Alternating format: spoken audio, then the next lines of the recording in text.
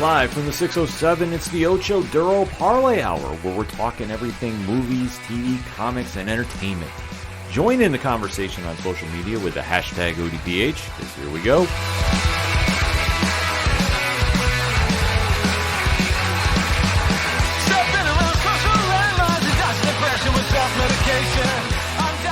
Welcome to an all-new edition of the ODPH podcast, better known as the Ocho Duro Parlay Hour.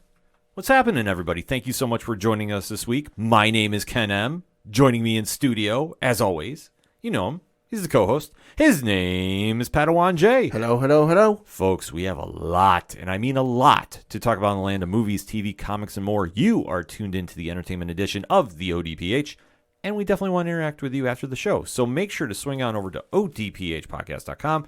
Join in the conversation on the social media accounts. They're all right there on the front page, along with the TeePublic Store link, along with the Patreon link. Shout out to Brian Wayne, the latest patron to sign up for the Parlay Club. One tier, $2 a month, and a lot of content on the way. Shout out to all our amazing patrons as well, because they have their own page on the website. That's what we do for them, because we want you to get to know them. Also at the website, Parlay Points blog section. If it's new comic book day, you know we got reviews. Mm-hmm. You heard the pop this week because this is one of the biggest weeks we did reviews for. Uh-huh. And this has been a massive turnout of views right now. So if you want to find out what everybody else is checking out, simple. Click on the link, find the great books you want to check out, and boom, you can go right to the comic shops and go get them. It's that easy.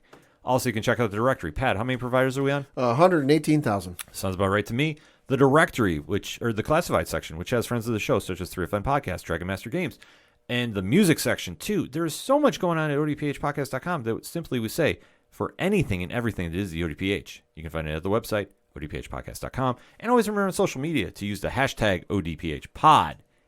Kicking off this edition of the show, there is no bigger story in entertainment right now than the massive hit that debuted on HBO Max. Mm-hmm. And Pat, you've got that information? Yeah, so that would be the video game the adaptation of the video game from PlayStation and Naughty Dog, titled The Last of Us. And it was a monster premiere. Reading from an article on Variety.com, it reads, quote, HBO series adaptation of hit PlayStation game The Last of Us premiered Sunday, drawing the premium cable channel's second biggest debut of the last 13 years, behind only House of the Dragon. Per Nielsen ratings and Warner Brothers Discovery owned first-party data, the first episode of the Pedro Pascal and Bella Ramsey-led drama scored 4.7 million U.S. viewers across both linear HBO channel and streamer HBO Max. That figure makes The Last of Us premiere the second biggest, largest opening for an HBO show since Boardwalk Empire premiered in 2010, well before HBO Max had launched and even before its predecessor streamers. HBO Go and HBO Now were widely available to customers. Close quote. And there is an update to this because the article was updated Wednesday at 11:38 a.m. Pacific time, saying, quote, The Last of Us premiere episode has reached more than 10 million viewers across its first 2 days of availability, with HBO disclosing on Wednesday the show crossed that milestone Tuesday night, which means The Last of Us has caught up to House of the Dragon's initial series premiere audience in just 2 days. Close quote. Well, you had to think that this might happen because they really loaded up this cast. Pedro Pascal, who is the Mandalorian, who is one of the biggest names in Hollywood right now, is in the lead role as Joel Miller. Oh, yeah. Bella Ramsey, who we know from Game of Thrones, Yep. is in the co-lead role as Ellie Williams. Gabriel Luna, who plays Tommy, we know from Agents of S.H.I.E.L.D., Ghost Rider. Yeah. And they really loaded up from top to bottom this cast. Like I said, that's the three names that really jumped out to me. Oh, yeah. But if you go through the lineage of like who's on the show, like it's a big cast. They were also advertising this show everywhere because I own a television that's a Roku TV. Mm-hmm. And I turned on my television Sunday night to get ready to watch it, and on the right side of the screen where there's sometimes ads for like shows to like sometimes it's like a movie on a streaming service to watch or a show on a streaming service to watch, whatever. But this time it was The Last of Us, and I know in the days leading up to and since when I turned on my PlayStation, there was a thing that popped up on PlayStation about it, and I know from a friend who sent me a photo, they advertised this damn thing on the Xbox dashboard on Sunday and Monday. Yeah. So this thing was advertised everywhere. Well, when you have a cast like this, and when you are adapting a hit video game franchise, you're going to bring in a lot of different viewers from a lot of different genres. Because there's a video game audience that is just going to tune in to see what it looks like. You have the pop culture audience is going to tune in because they know the actors involved. And then you're going to have just the curious viewers that keep seeing the hype about this. So everybody's going to tune in to see this. But there's so much writing on this because what it boils down to is it's a video game adaptation of one of the most popular franchises. It's critically acclaimed. It's raved by fans all over the place. Yeah. The Last of Us is one of the biggest franchises to come out in video game modern history in the last 10 years, I would say. And if you're an Xbox guy or a PC guy or even a Nintendo guy and you're sitting there going, well, is it really one of the biggest franchises? Yes, it is. I mean, the game was first released on the PlayStation 3 worldwide on June 14th, 2013.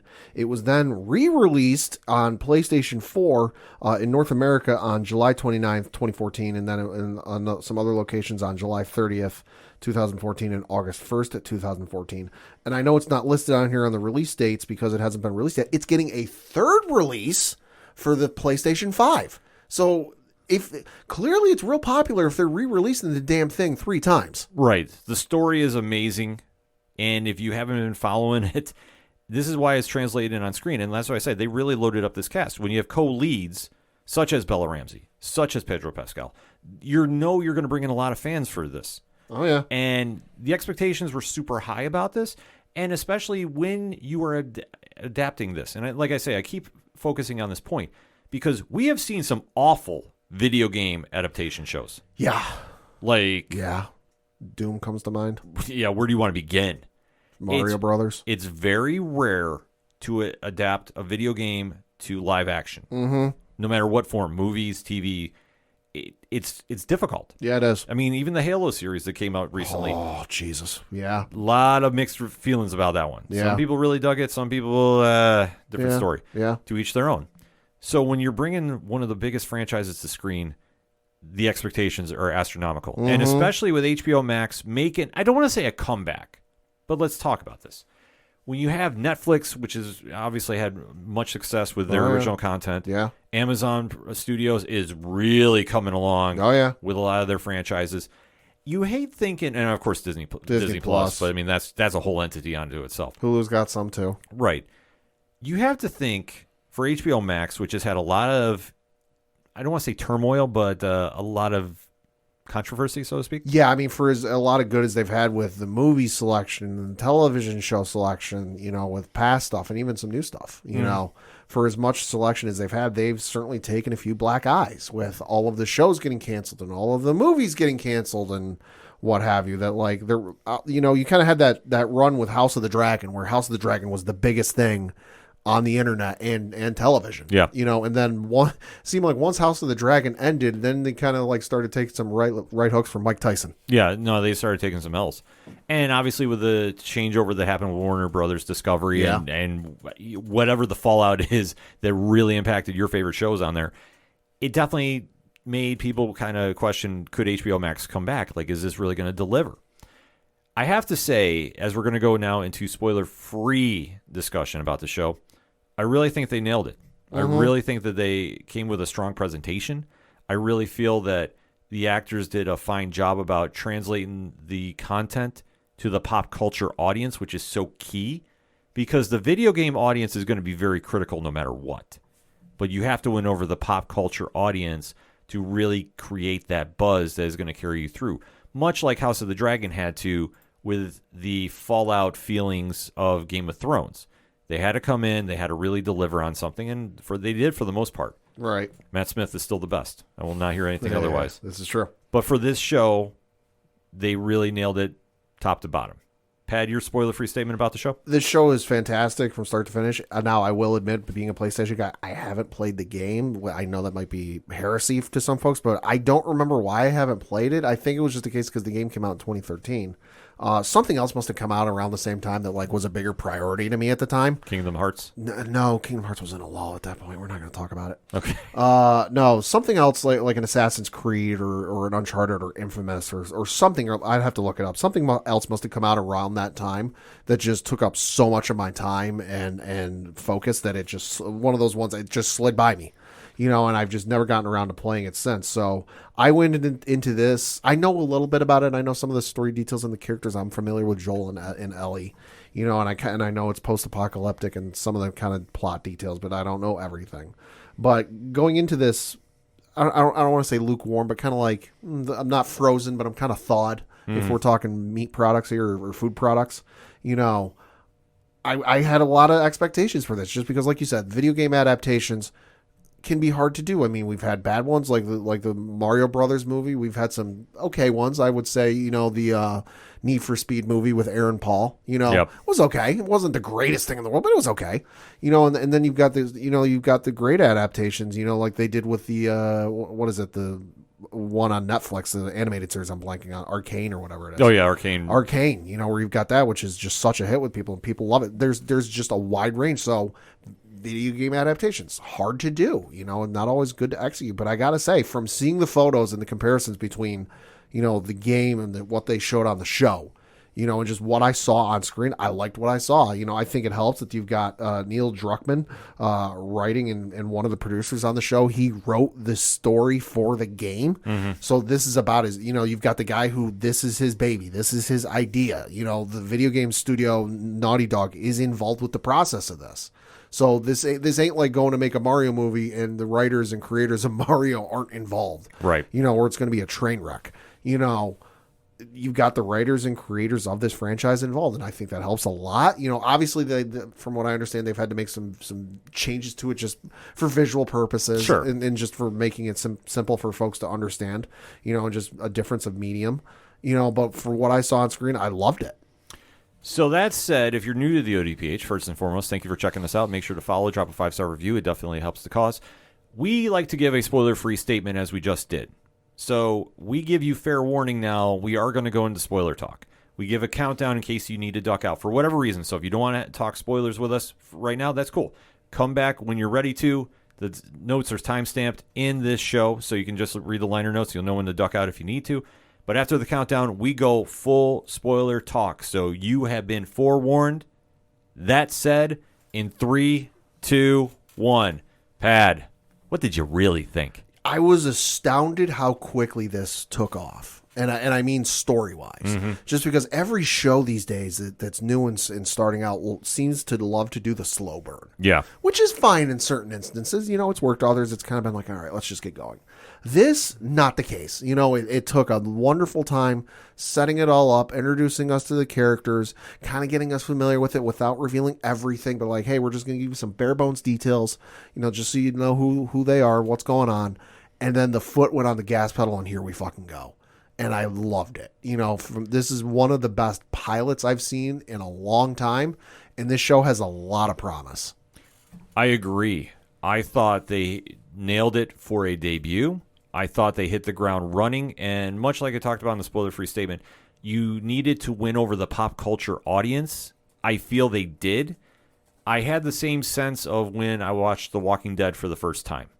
In the way that I was seeing on social media how people were reacting to this show. Right. Because if you really want to temp in the room, just go on Twitter, go on Facebook. Oh, yeah. And go on somewhere where you're just watching fan reaction. Mm-hmm. Not saying you have to jump in and make a comment, but just watch how everybody is acting to this. Universally, it seemed like this one fans over. There were some people that didn't like it. Some people were very, very critical, saying it wasn't following the game, X, Y, and Z. Sure. Which doesn't matter what you do. You're going to have that happen anytime you do an adaptation. It doesn't matter if it's comics. It doesn't matter if it's a TV show being redone. Mm-hmm. You're going to have critics. Yeah. But I thought for the most part, they really sold it to a new audience. And for me, I know about the story. It's been a long time since I've delved into it. Right.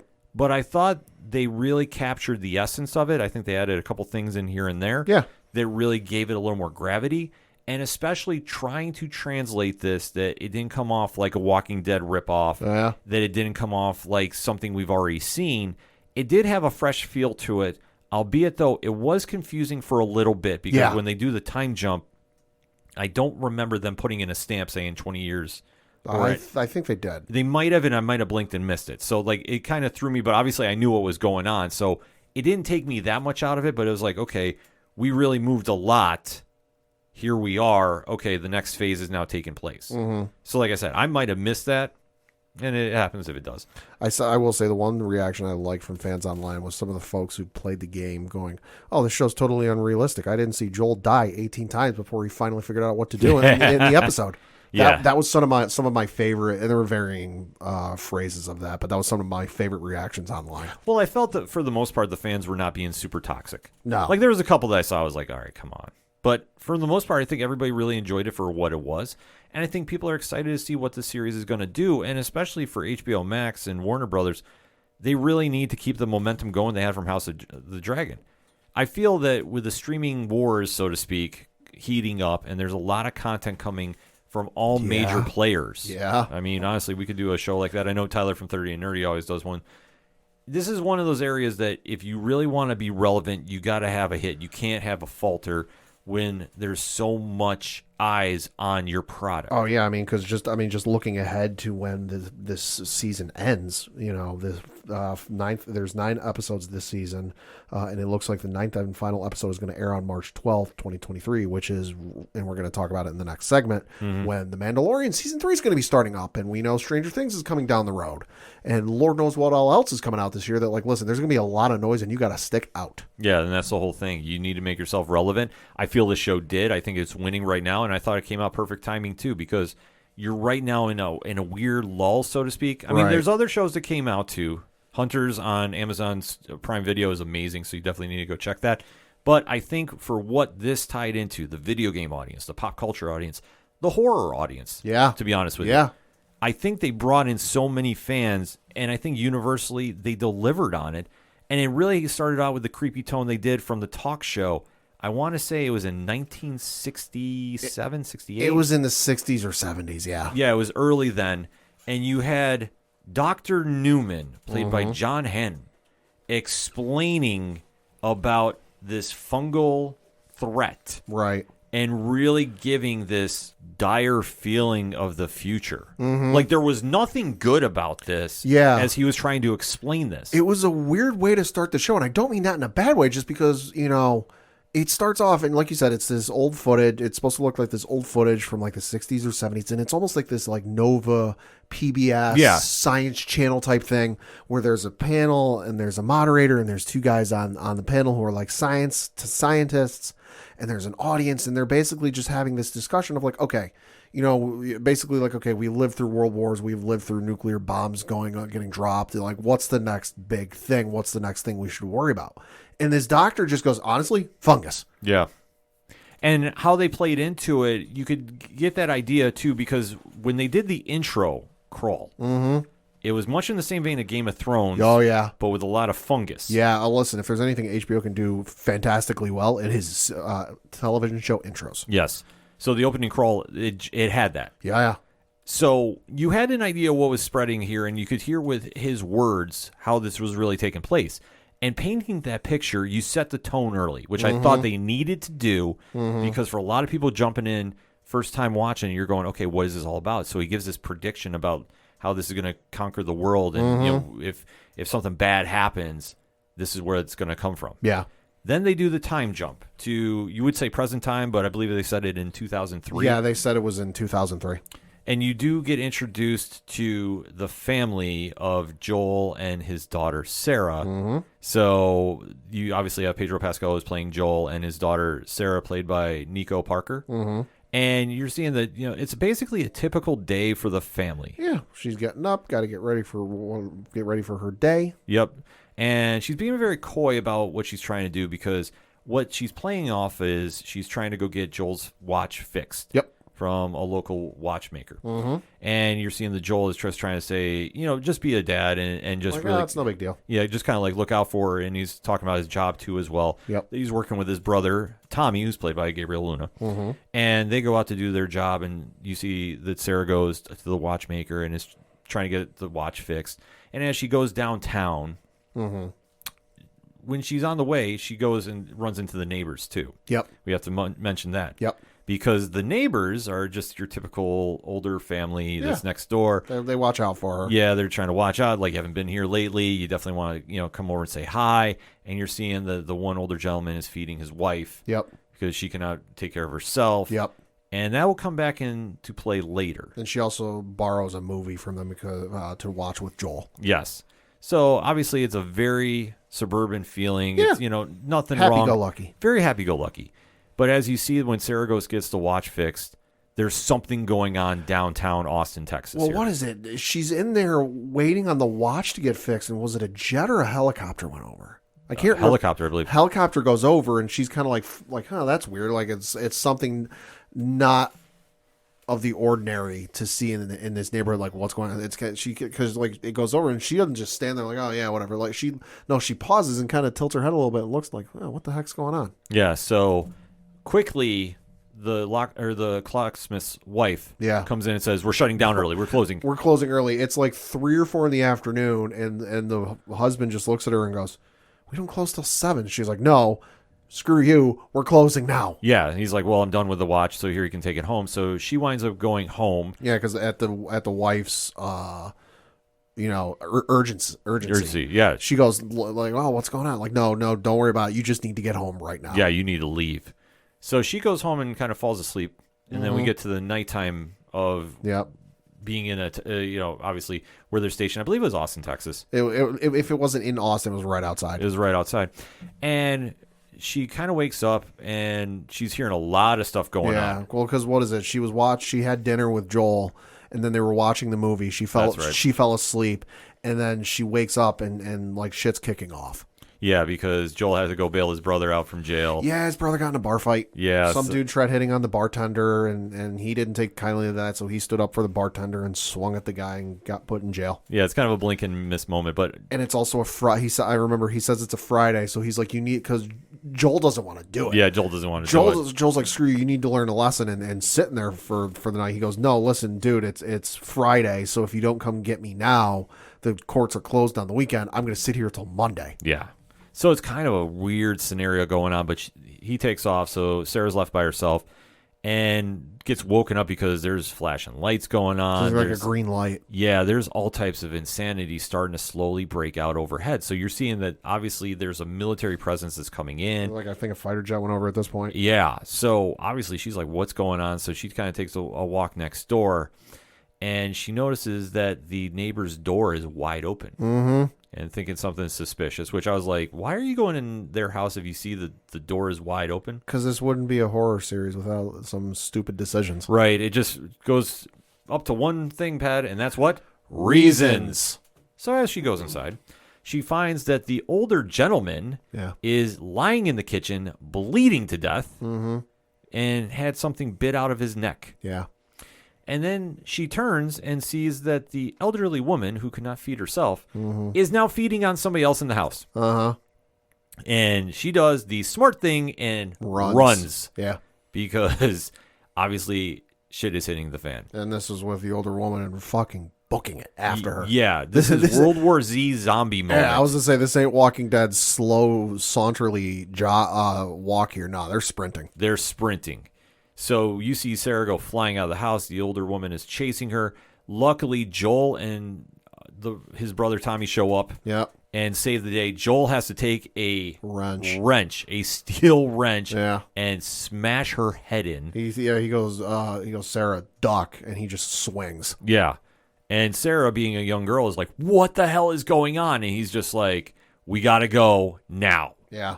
So obviously when he went downtown to get Tommy... He saw what happened. And now this, I got to say, special effects-wise, amazing job. Mm-hmm. If you want to really portray the insanity of a pandemic, this was perfect. Right from inside the vehicle. Yup. I love the camera shot Yeah, from this that because was great. it just stayed with the truck as it's going through. You're seeing them trying to drive through downtown. Obviously, it's not going through. People are running crazy in the streets because it's literally hell is breaking loose. Well, because they try to go for the interstate and leave town via the highway or the interstate, and of course, everyone and either Tommy or Joel, I forget who it is, says, "Oh, I guess everyone had the same idea," and they go, "Screw it, we're not going to do this. We're going to get caught. Go off roading." Yep. So they go off roading through the wilderness or whatever, and they end up back in town. And that's when they see everybody running. Buildings are on fire, but the entire time so once they leave the highway. The entire time this sequence is going on, it's from inside the truck. Yes. And it's from like the back seat of the truck. So they get into town, shit's kicking off sideways. People are running, looting, buildings are on fire. They tried going up a side street, but everyone comes pouring out of it, and they're like, back up, back up, back up. At one point they're driving through the town, and something comes crashing out of the sky. It's like a plane. A plane comes crashing down. Plane comes crashing out, and so everyone's running in one direction. While the truck that Joel, Tommy, and Sarah are backing up, everyone sees the plane coming down, and they're like, "Shit, go the other way!" Yeah. While people are getting mowed down because the plane crashes, and they're just trying to escape. Yeah, it's an absolute anarchy scene. The truck gets flipped. Sarah gets injured. Her ankle gets injured at this point. Yeah. So Joel has to start carrying her. Yeah. Because she can't stand on her own. They get separated from Tommy. Yeah. Because another car cuts them off before they're running. So Tommy is like, I'll catch up with you. They start running, and they are starting to hear a little bit like more danger happening. Like more people are transforming into whatever this is going to be. I don't want to say zombies, but whatever these figures are going to be. That's what they're slowly starting to do. I think in the game they're called clickers. Yeah, I think so too. It's been so long in this. I like it. They didn't come out and say it officially, but you kind of that vibe. I think they're called clickers. Right. So at this point, you see Joel and Sarah are taken off, and they kind of get into like a deserted area. Yeah. And they're stopped by a soldier. Mm-hmm. And the soldier kind of gets out, and he's got like hands up where I can see him. Yeah. Assault rifle pointed. Yeah. Assault rifle pointed, and Joel is in there, and he's like, "Hey, we're not sick. We're not sick. We're not anything. It's just her ankles hurt." Yeah. And the soldier for the Federal Disaster Response Agency, or FEDRA, does radio it in. He's like, "Oh, I got 2 civilians. One injured, but it's not sick. It's her ankle." And you don't hear the other end of the speaker. You just hear what he's saying into the walkie-talkie or whatever. Mm-hmm. And he goes, "Uh-huh," and he just points, and it's basically like, "Nope, not doing it." Yeah. Which the longer this took for him to say anything to them, I'm like, "Ah, shit, he's gonna try and pull the trigger on him." Yeah. So sure enough, he winds up killing Sarah in this melee, and Joel winds up taking him out. Obviously, Tommy comes in for the save as well, but unfortunately, Sarah's gone at this point. Yeah. And then it kind of does a time jump. Yep. And like I said, I didn't see it at first, but obviously you knew something was going on here, so they move very quickly. Like I said, this was about halfway in the episode, and the first episode was 85 minutes, too. Yeah. So this is like a lot of action going on, which I really loved. I thought they really set the ground running for this. We now get to what looks like the end of the world. Mm-hmm. And you see somebody emerge from the woods and go into this, absolutely wasteland. Yeah. That's like... buildings are overgrown. Converted. Streets are torn up. Yeah. And you're seeing that this is just like something you see out of an apocalypse movie. It's what The Walking Dead might look like if they get to 20 years later. Yeah. So they're not there yet. No, they're not there yet.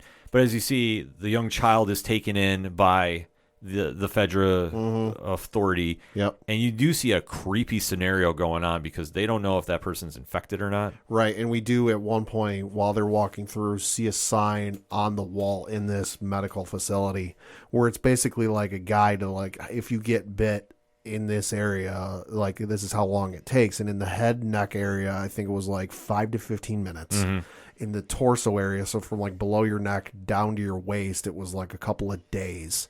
And then from your waist down to your legs, so like your feet, it was like a couple of weeks. Yeah. So it's a weird scenario playing out here, but you do see the child gets killed, and how they do it is creepy because they're basically saying, we're just going to give you a vaccine. We're making sure you're safe. Yeah. After this, you can have as much food as you want.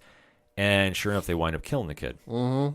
And you do see that the body does come to where they're burning them. Yeah. Which is creepy as fuck. Yeah. But you do see that Joel at this stage is somebody that's throwing the bodies into the fire. So he's now working for Fedra. Mm-hmm. And it's a very reluctant job. Like, it's not something he's taken. It's not the prettiest job. Yeah. Obviously, that this is how he's getting by, working for them in this new society that they're living in, which is, like I say, when the... Trying to make the best out of a bad situation. Well, yeah. I mean, that warning from the 60s has now come true. Yeah. And to see how society has crumbled so fast is absolutely astonishing. And you're seeing how Joel is sitting there trying to do it. You're seeing other people are, cannot handle doing what they're doing, and Joel is just like forcing himself to do it. Right. And obviously, when he gets done with his shift, he's looking for more work. So he's not necessarily employed, but he's more like an independent contractor. Yeah, and he's clearly looking to make some money just because he does his job for the day, and then he goes to the foreman, I guess you could say, whatever the dude's title is. He gets his little notepad stamped or whatever, and he gets the sheet handed to him, and then he asks, what's available tomorrow? Mm-hmm. And he goes, and he says something. The guy says something. He goes, well, what's the higher paying job? And he goes, well, it's the one in the sewers. Yeah. And he goes, all right, sign me up for that. So he's clearly looking to make some money quick. Right.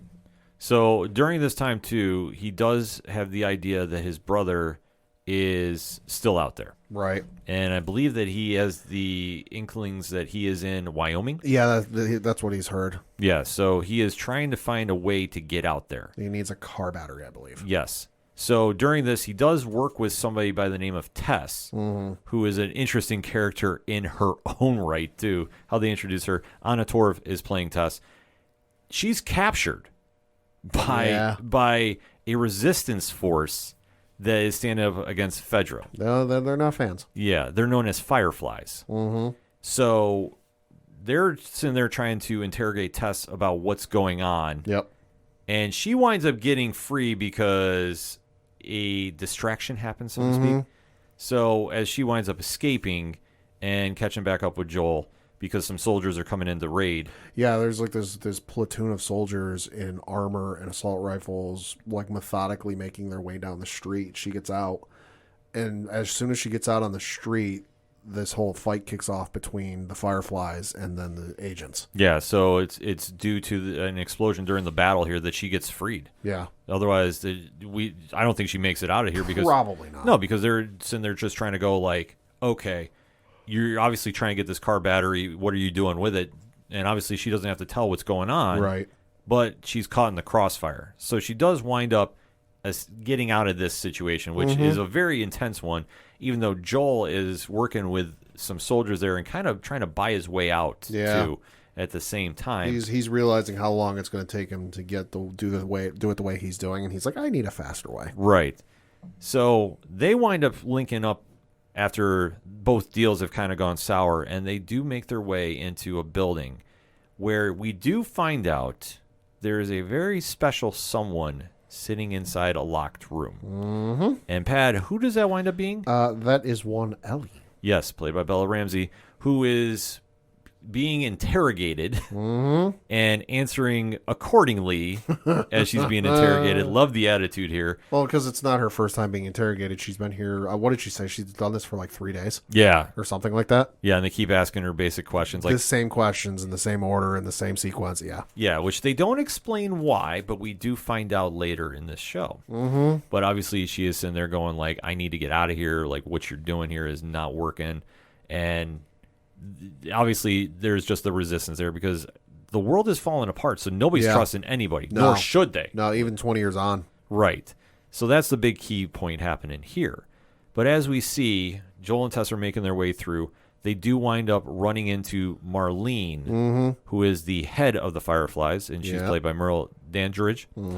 And she winds up basically saying, okay, if you're getting out of here, you've got to take Ellie with you. And they kind of work out a barter deal to get supplies. Because they know there's something special about Ellie. Yeah. So it's a weird scenario going on, but they're reluctant partners. Ellie is sitting here going like, okay, what the hell is going on? Yeah. Because everybody kind of runs into each other and has that weird connection happening. But the end of the day, Joel is now paired with Ellie, and they're trying to make the escape. As they try sneaking out, because somebody buys them some time, there's an intricate plot to get out. They do get out, and sure enough, they run into the soldier that Joel was making deals with. Uh-huh. And he is not feeling like making another deal. Yeah, well, because I think if I remember right during the episode, he said Joel basically wants him to let him go. And he's like, no, I'm risking my job, and I need this job, and this ain't worth it. Yeah. So the soldier winds up getting ready to arrest them. Mm-hmm. But Ellie has a knife on her. Why? Reasons. But you know what? Smart. Yeah. Because it's a good reason. As the soldier comes by, she stabs him right in the leg. Yeah, she does. Yep, and she twists it too, so that wound is not closing. Like, she knew what she was doing. And sure enough, the soldier is ready to shoot her. Mm-hmm. Joel has to go take him out. He's been here once before. He's not watching this happen again. Right. He winds up beating him to death. Yep. So it's a very intense scene playing out. Mm-hmm. But obviously now you've killed the soldier of Fedra. You are on borrowed time because once they find you, they're going to kill you. Yeah, well, and especially they see a dead agent, they're going to come looking. They're going to start looking. Yeah. And things are not good. Yeah, so they have to get going. Meanwhile, Tess figures out Ellie's secret. Yep. And Pat, what is that secret? She was bitten, or she was infected. But here's the thing. She starts panicking, oh my God, you're going to turn. And Ellie goes, no, I'm not going to turn. This happened 3 weeks ago. And if we all remember what I mentioned about the poster that was in the medical facility, she was bitten in the arm, in her forearm, if I'm not mistaken, on the underside. If you're bitten in that area, it's a couple of days. Yeah. She said this happened 3 weeks ago. Right. So she might be the cure. She's got some sort of immunity. There's something going on here, so now they have to protect her at all costs. Mm-hmm. But now on the run, they have the soldiers chasing them. Yep. They're in a containment area of some sort. Yeah. And that's kind of how the show wraps up for this. Yeah. And it goes out playing to a Depeche Mode song. So I love the music for this. I was like, man, they really nailed this. Yeah. But for 85 minutes, it was a lot. It was a lot. I don't think there was too much downtime. I would say maybe the intro in Texas. No, see, for me that wasn't downtime. That was just kind of like introing the characters and whatnot. The only little bit of downtime for me was after the time jump, and there was the whole job thing with Joel. I could see that. That for me, that was the only time where and it wasn't necessarily like, I'm like, all right, what are we doing here? No, it was kind of like, all right, we're obviously you just had this like 15, 20 minute, whatever it was, extended action sequence. You need to have time for the audience to come down and go, okay, we can relax now. Made it out of there. Things are okay. But for me, that was kind of like the only downtime, because once we got past that whole sequence with the job and he finds out, okay, the one tomorrow pays more, that's when it picked up again. Yeah, I could see that. I mean, I guess for me it was when she went to the clocksmith. Yeah. I thought that maybe that was just a hair too long. Not super... See, that was just, to me, that was a little bit, but that was just them setting up, and this is hindsight. Yeah. Me looking at that was just them setting up for like, oh, we're going to introduce you to this character. We're going to get you really invested in this character only to kill her off in 20 minutes. Yeah, which, I mean, that point worked, but I know they wanted to try establish him with the neighbors next door. I didn't really care. I was like, okay, there's something weird going on here too. But overall, strong performances. Yeah. I really think they established it out of the gate. I thought Ramsey and Pascal did phenomenal. I thought they really elevated the material. Gabriel Luna's character, kind of interesting to see what he's going to be doing moving forward. Because, I mean, the one thing is with these adaptations, it's for TV. Mm-hmm. We do know there's only a limited amount of games. Yep, there's only 2. So where they want to go with storylines, you would think they would follow the video games, but you never know if they want to pull a curveball. Well, I mean, Neil Druckmann, the writer, is involved, so anything that they're going to change from them, he's going to be involved with, and I know he's going to be directing the next episode. Yeah, so obviously him being hands-on, fans can be breathing a lot easier for. Yeah. But I thought they really did a solid job with everything. I'm definitely excited to see where they're going for next episode. Pat, final thoughts on this? Great episode, phenomenal, one of the best ones I've seen in a while, and I'm super, super excited to see where this goes. Absolutely. So that being said, The Last of Us is going to be on Sunday nights, 9 p.m. Eastern Standard Time on HBO Max. But in the meantime, hit us up on that hashtag ODPHpod. What is your thoughts about the debut episode of The Last of Us? Did you love it? Did you hate it? And why? Let's talk about it, shall we? We're going to take a quick break. We'll be right back. You ever wondered what comics Mark from Vale is into? What Zach from Left Behind's favorite MCU movies are? Well, Metalcore Nerds is the show for you. My name is Sean Mott, and here at Metalcore Nerds, we cover the latest things in pop culture, whether it be Star Wars, Marvel, DC, AEW, and everything else in between. You can listen to the show every Monday on Adobe Howl at 7 p.m. Eastern, or find it anywhere you find podcasts after it debuts on the radio station. Coming back for another segment on this edition of the ODPH podcast, and we finally received a trailer from one of the most anticipated shows of 2023. Yes. Starring one Pedro Pascal, who we just talked about. Dare I say, he's got a very, very big year ahead of him. It's a busy dude. I would have to say so. And Pat, what show is that? Season 3 of The Mandalorian. Yes, the hit Star Wars spinoff is coming back to Disney Plus March 1st. And we are finally gifted a trailer of what to expect. So as you know by now, we're going to give you our spoiler-free statement and then get into spoiler talk after the countdown. So that said, Pad, what did you think about the Mandalorian Season 3 trailer? Liked it. Liked it a lot. Super excited to see where things go because leaves a lot of questions, leaves a lot of things wondering where they're going to go. And there are a couple little Easter eggs in there for longtime Star Wars fans that kind of like, ooh, it's interesting to see that. And I'm interested to see some of those things play out. The saga of The Last Mandalorian and his sidekick, Grogu, has captivated fans all over the place. Whether it's pop culture audience, Star Wars, this has been a monster hit. This was the franchise show of Disney Plus when it debuted. Grogu has been a balloon in the Macy's Thanksgiving Day Parade in New York City for 2 years running now. Exactly. Like, he's won everybody over. And this show has definitely captured an energy that I think a lot of Star Wars fans were missing. Yes. And I think that I know you're the Star Wars guru of the 607 podcast fam. So am I wrong in that statement? No, I mean, because while Clone Wars is great and it's amazing and you should absolutely go watch it, it didn't really take off until it hit like Netflix and then was on Disney Plus. It had its run. It was popular. Obviously, it ran for 5 seasons on Cartoon Network. But it was kind of like a niche thing. It was like you had to be a fan of Star Wars and a fan of the prequels to really like it. And then, like I said, it really took off, I think, once it hit Netflix and then it hit a wider audience, and then it obviously took off even more once it hit Disney Plus. But it didn't hit the kind of levels The Mandalorian has hit, where it's like everyone is watching Mandalorian. I've had people ask me about Mandalorian that I've never even talked Star Wars with in my life. And I was on it. I'll be honest. There were some people I didn't know if they've ever seen Star Wars that have asked me and talked to me about The Mandalorian. So no, the Mandalorian has hit levels that I did not think possible anymore. No, I didn't think it was going to be possible either, but this captures the original, and I mean episodes 4, 5, and 6 feel. Yes. This is what one pop culture audience is over. It has that vibe to it. Just with some modern technology and less screen cuts. Agreed.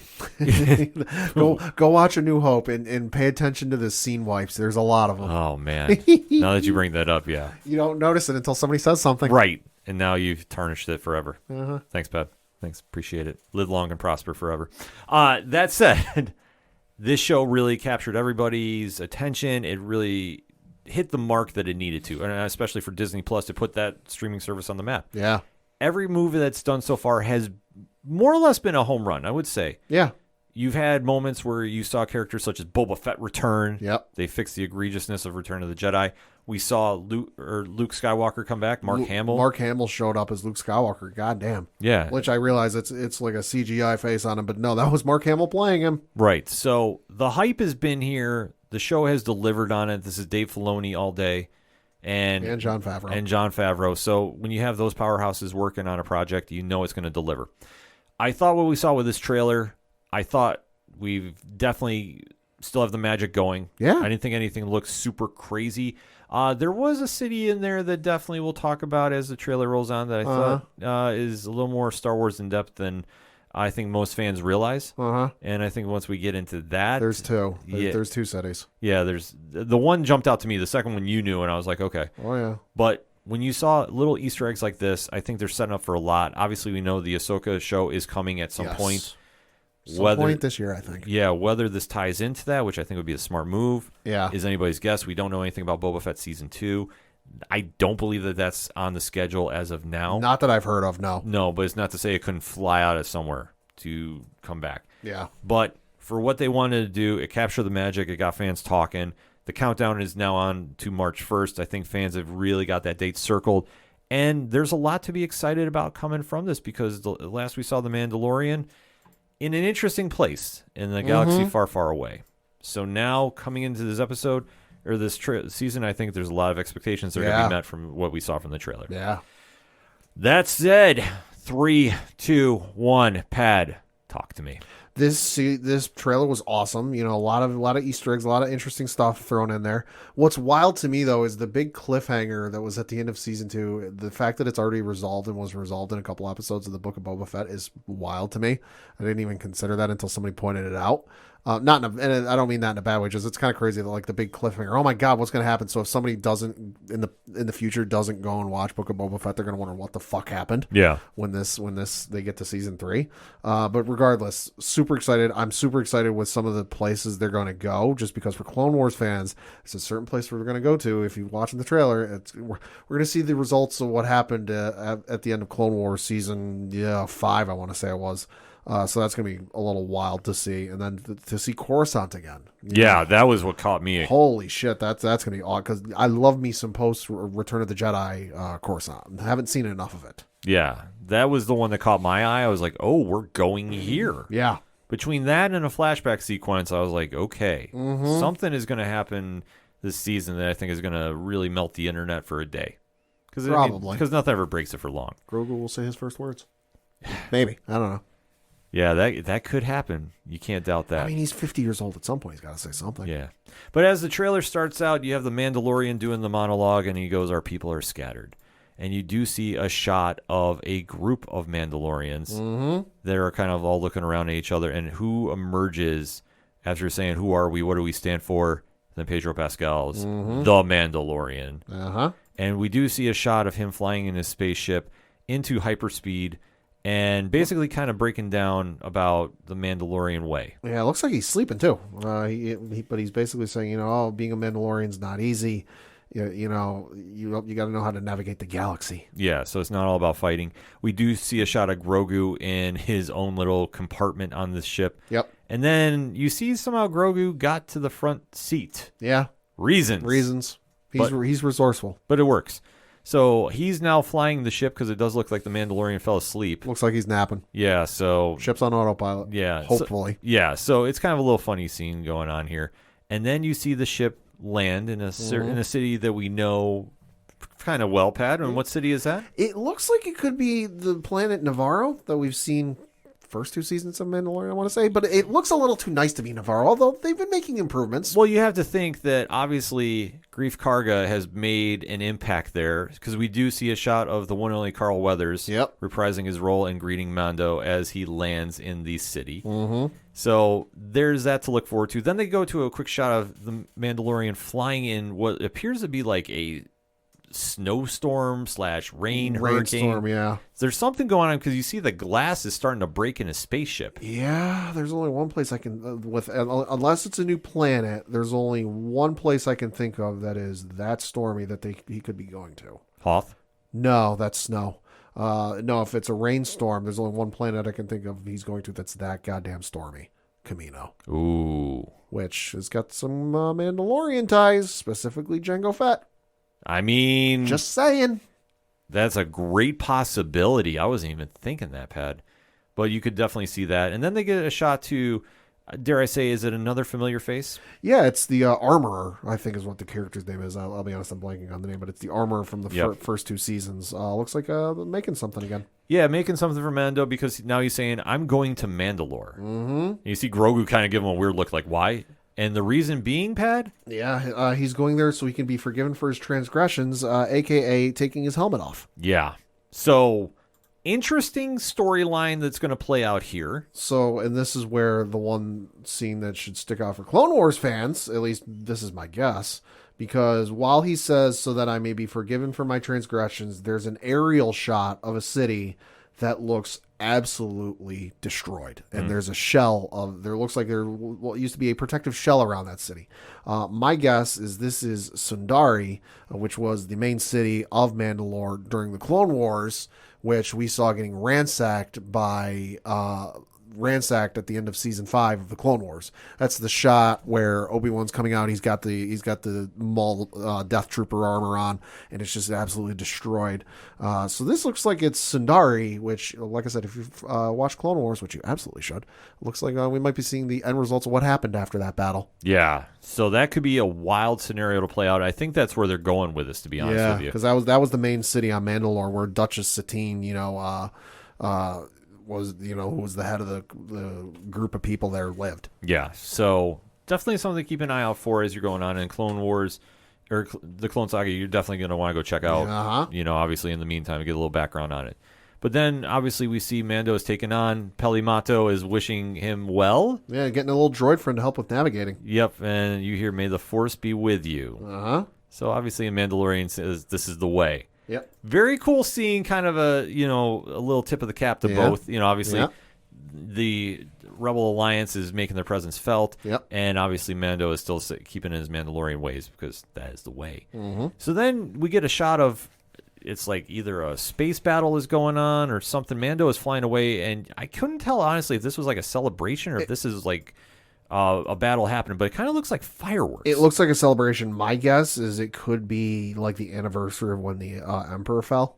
It could be. That type of thing, because from what I remember from the old canon, the EU, that got turned into a holiday of sorts. Okay. Kind of like a New Year's or type of thing. So that, like, it got celebrated every year type of thing. So that could be a case here where it's like the anniversary of when the Emperor fell. So they're shooting off fireworks. I was going to say I could definitely see him crash on a party. Just yeah, he wasn't invited. Well, I'm just going to kick in the door. You're not going to keep me out. I'm the Mandalorian. Yeah. So then we get another shot of him flying in space, and then there's a city. Mm-hmm. Now, Pad, what is this city? This is Coruscant, and this is 110% Coruscant. I know there was some confusion when Force Awakens came out, and everyone thought Coruscant got destroyed. It didn't. That's not Coruscant.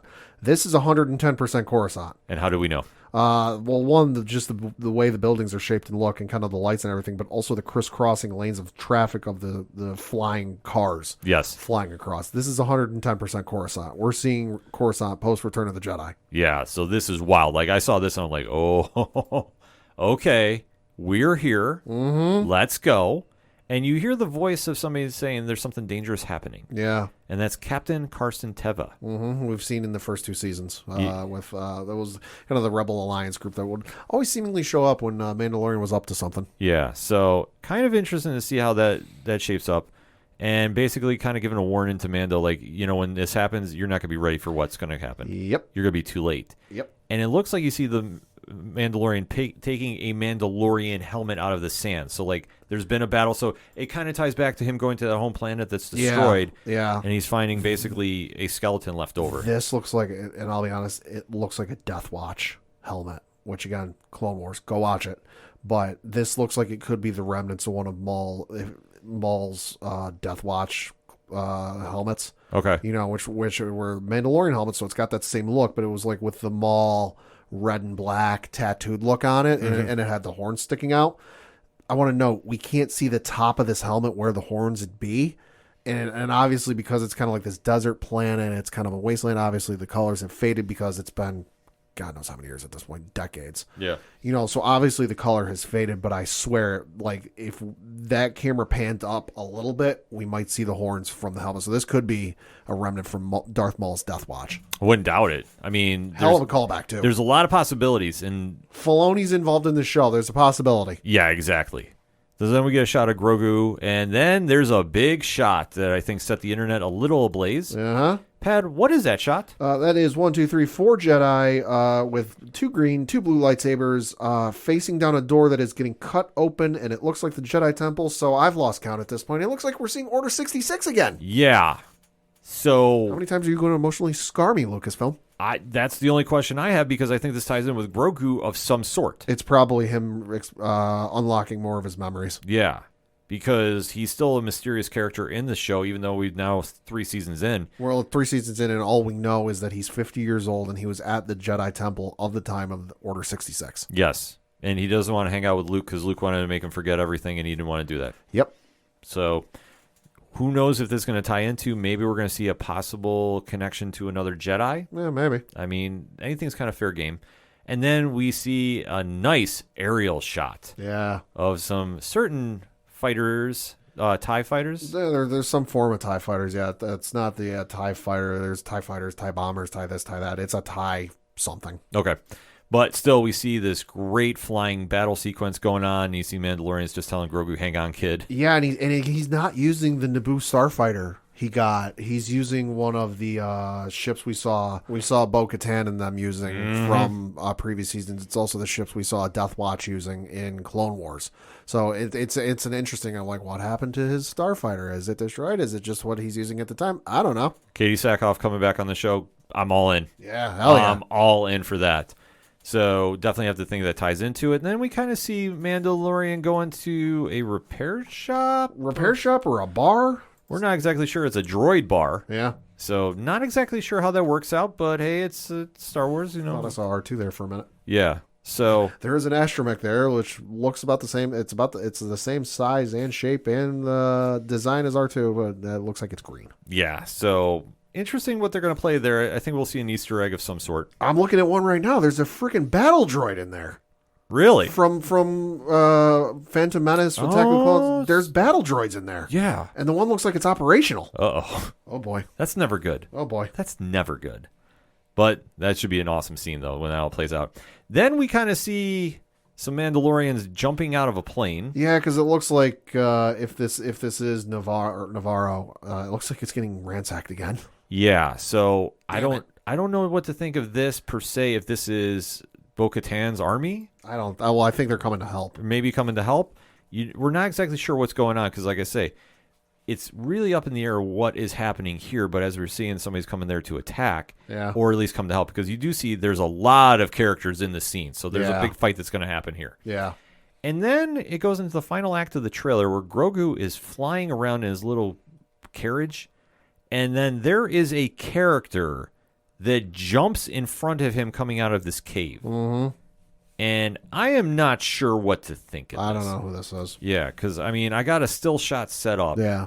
It does not look familiar to me. It doesn't look like a Wookiee. That's all I know. Yeah, because I think everybody was screaming that they thought it was, but I'm like, no, it doesn't look like it's not a Wookiee. Because it looks like he has 4 eyes, and he definitely has some weaponry that he wants to go inflict on Grogu. Could be another version of the thing that attacked Luke that got its arm chopped off. Could be. At what is it, the cantina? Yeah.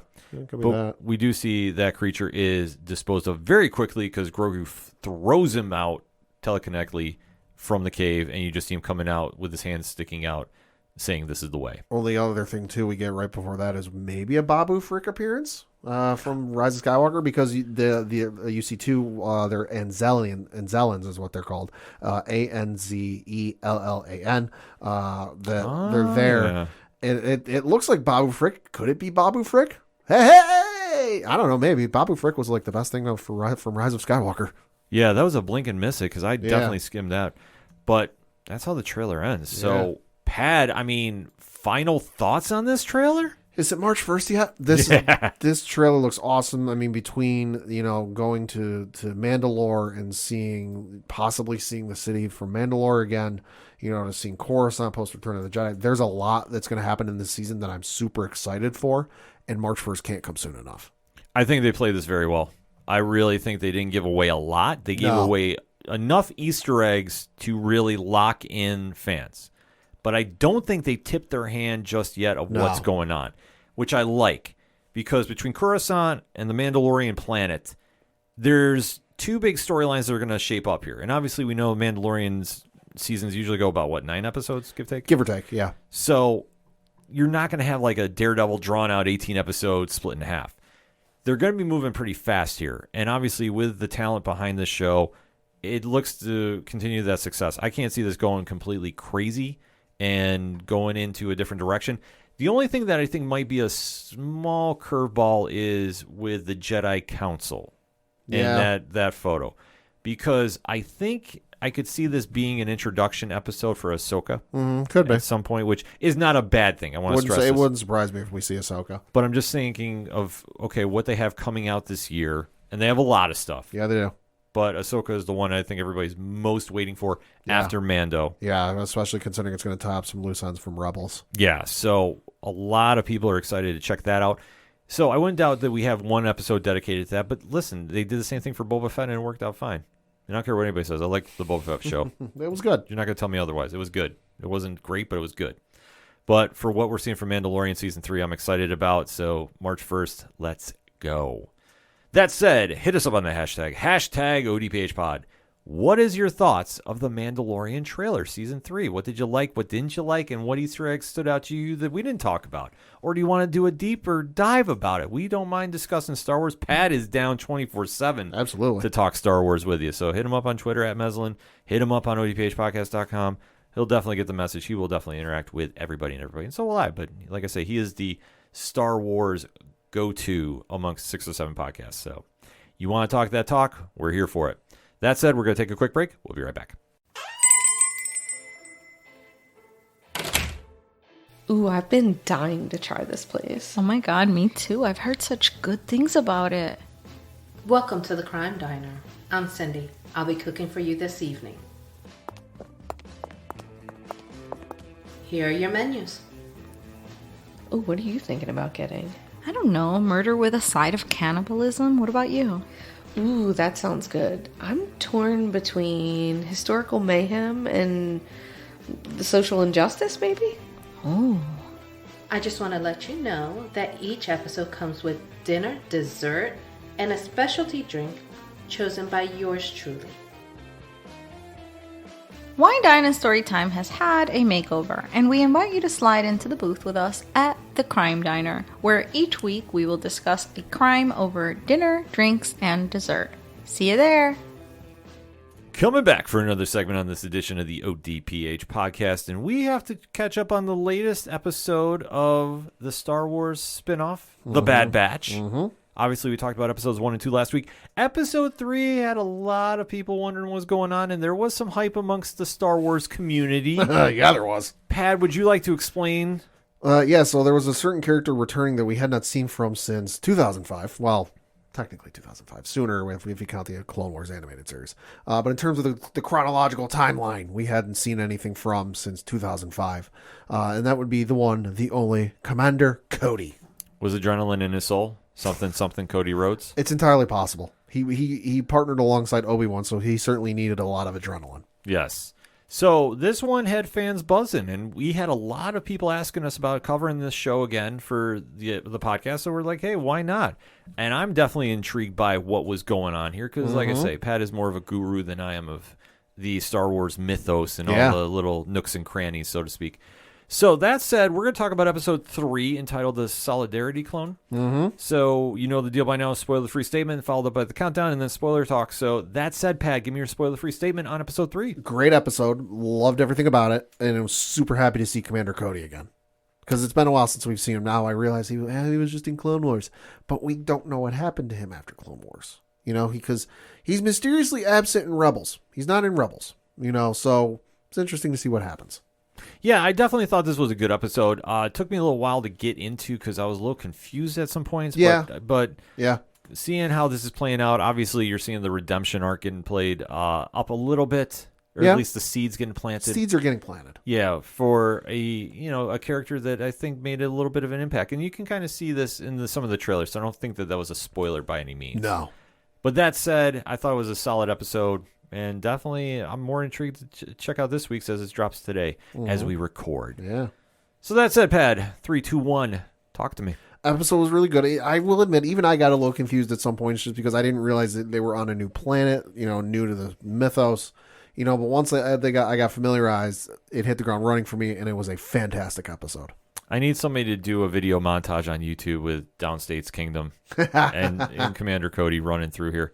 I thought it was solid. The thing about it is when you start seeing all the Mandalorian / Stormtrooper clones, it does get a little confusing. Like if you're coming in not knowing 100% about the mythos like I am. Right. Like I say, I know about the movies and some of the spinoffs, but I'm not super in-depth about the animated shows. Well, what is it? I know in the mythos, at the turn of the Empire, which we're still fairly close, I would say, to when Revenge of the Sith took place. We're not super far removed. They were still using the clones because they had them, they were still around, and it was easy. Eventually, there will come a switch just because, they're building a certain Death Star that's a little costly, and they need to cut some costs. So they go from using the clones to using kind of general rank and file everyday folks because it's cheaper to do than just to pay for clones. Right. So for right now, they're still clones. Eventually, there will be that turnover. Depending on how long the show goes, I think it'll be real interesting to start seeing some of that turnover, where you still hear some of D. Bradley Baker voicing the clones, but occasionally it's like some average Joes and average Janes. So this episode kicks off where Commander Cody is getting his latest mission. And the people assigning him to him are the Empire. Yep. And they're really testing his loyalty. Yeah. I thought it was kind of an odd way to start the episode. Yeah, especially since, he was, well, at least on screen, one of the first ones we saw, get the Order 66 message, and he immediately had them fire on Obi-Wan, on Utapau, which, for all intents and purposes, they probably think he's dead, hadn't heard from him in a while. So the fact that they're kind of questioning his loyalty is interesting to say the least.